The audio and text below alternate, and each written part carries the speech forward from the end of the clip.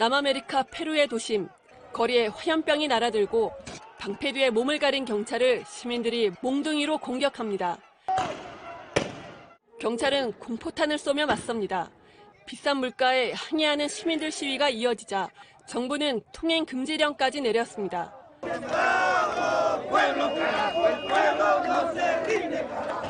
인도 뉴델리, 시민들이 오토바이를 들어 경찰에게 던집니다. 머리 위에 이고 달리던 가스통도 던집니다.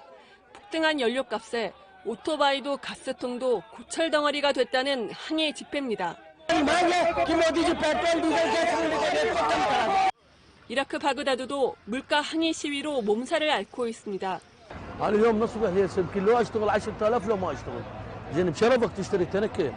코로나로 인한 글로벌 공급망 붕괴가 가속시킨 지구촌 물가에 러시아의 우크라이나 침공이 결정타가 됐습니다.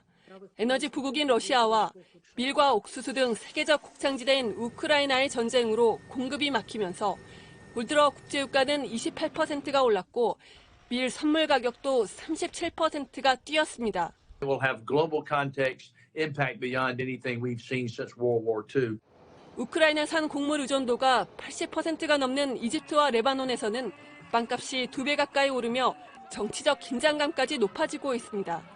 밤 늦은 시각, 스리랑카 대통령 집 앞에 시위대가 몰려들었습니다.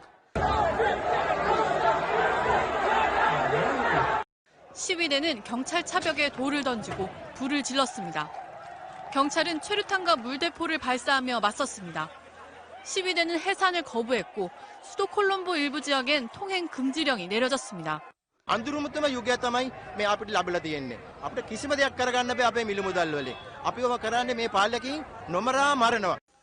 텅 빈 냉장고, 멈춰진 선풍기. 스리랑카 주민들은 하루의 절반 이상을 전기 없이 보내야 합니다. 정부는 단전 시간을 하루 13시간으로 늘렸습니다. දැන් මේක ෆ්‍රිජ් එකේ තියෙන ටික අපේ මේ ඔක්කොම මස් මාළු ටික ළමයිගේ කිරිපිට මේවා ටික ඔක්කොම සවුත් වෙලා යනවා. 이තින් මේ ළමයි ගෙදර ඉන්නේ නැහැ ළමයි 아ண்டනවා. 상점들은 개점 휴업입니다. 인쇄기는 멈췄고 정육점 진열장은 텅 비어 있습니다. 전기는 멈췄고 먹을 건 떨어져 갑니다. 대통령이 책임지라고 시민들이 거리에 나선 이유입니다.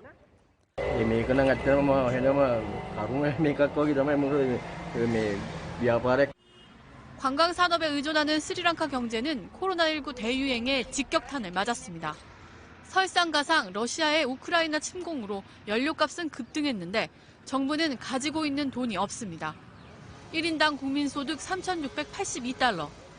세계 순위 93위의 가난한 나라가 먼저 위기에 빠졌습니다.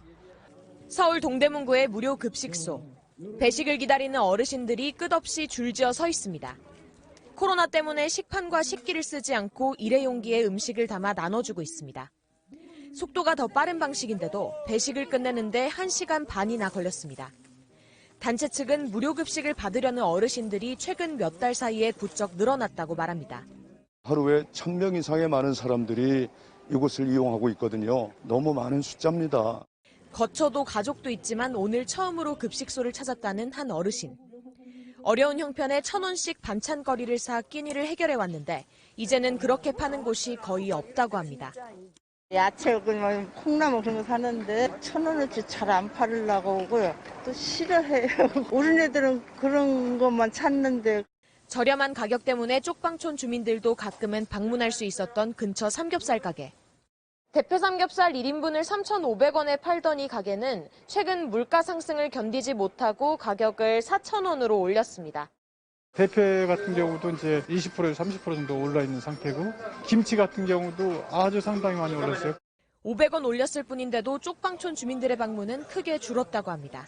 경기도 고양시의 한 주유소. 근처 다른 주유소들보다 경유값이 70원 정도 쌉니다. 기름 넣으려는 차들이 긴 줄을 섰습니다. 그리고 김밥 조금이라도 싼 데로 골라다니는 거죠. 4%를 돌파한 물가에 놀란 정부는 유류세 인하 카드부터 꺼냈습니다. 작년 11월부터 20% 내린 유류세를 30%로 더 내리기로 했습니다. 5월부터 7월까지 3개월 동안입니다. 휘발유 기준 리터당 83원 정도 싸집니다. 경유값이 너무 올라 힘든 영업용 화물차와 버스에는 유가 연동 보조금을 주기로 했습니다. 1리터에 1,850원 초과분의 절반을 3개월 동안 줍니다. 전례가 없는 파격 조치, 그만큼 물가가 심각하다는 뜻입니다. 물가 문제는 현재 그 어느 현안보다도 중요하고 엄중한 사안이라 할 수 있겠습니다. 작년에 시작된 전 세계적인 물가 상승은 금방 끝나지 않을 것으로 보입니다. 코로나19 계속되고 있는 물류망 차질, 미국과 중국의 패권 경쟁으로 촉발된 공급망 차질, 여기에 러시아의 우크라이나 침공까지 어느 것 하나 금세 해결될 일이 아닙니다. 올해 연간 물가 상승률도 불과 2달 전 한국은행이 전망했던 3.1%보다 크게 높아질 것으로 보입니다. 상반기는 부득이하게 물가 상승률이 3.1% 예상보다는 높아질 것 같고요. 하반기는 물가가 어떻게 될 것이냐 정말 모르겠어요. 자, 이렇게 전 세계적으로 물가가 폭등하자 각 나라의 중앙은행들이 급해졌습니다. 빅스텝이라는 말 들어보셨죠? 금리를 한꺼번에 크게 올리는 걸 의미하는데요. 미국 중앙은행이 기준금리를 한꺼번에 0.5%포인트 올리는 빅스텝을 강하게 내비쳤습니다. 자, 본격적인 긴축의 시대, 당장 대출이 많은 분들부터 고통이 시작될 걸로 보입니다. 고은상 기자가 취재했습니다. 3월 중순에 열렸던 미국 중앙은행 회의록이 공개됐습니다. 다수의 참석자들이 기준금리를 0.5%포인트 올리자는 데 동의했습니다. 기준금리는 0.25%포인트씩 올리는 게 보통인데 한꺼번에 2배 폭으로 올리자는 겁니다. 이른바 빅스텝입니다.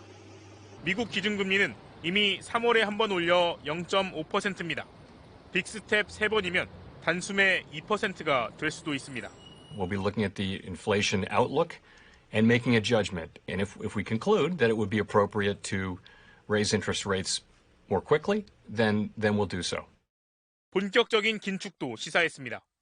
코로나 이후 미국이 푼 돈이 5,700조 원인데 이르면 5월부터는 매달 최대 116조 원씩 다시 거둬들이겠다는 겁니다. 성장이 다소 흔들릴 수 있을지라도 일단은 물가를 잡는 데 포커스하겠다라고 선언을 한 거라고 봅니다. 강력한 긴축이 예고되자 시장이 요동쳤습니다. 밤사이 나스닥은 2.2% 떨어졌고 오늘 코스피 역시 2,700선이 다시 무너졌습니다. 이미 3번이나 금리를 올린 한국은행도 추가 인상 압박이 커졌습니다. 시중금리는 이미 가파르게 뛰고 있습니다. 은행 주택담보대출 금리는 6%를 돌파한 지 일주일 만에 다시 6.2%짜리까지 등장했습니다. 향후 가계의 이자 상환 부담은 예상했던 것보다 훨씬 더 높은 수준까지 올라갈 가능성이 예상이 되고요. 파산하는 가계들이 증가할 가능성들이 있거든요. 가계대출이 사상 최고인데 4집 중 3집은 변동금리로 대출을 받았습니다. 긴축의 고통이 본격화될 거라는 뜻입니다. MBC 뉴스 고은상입니다.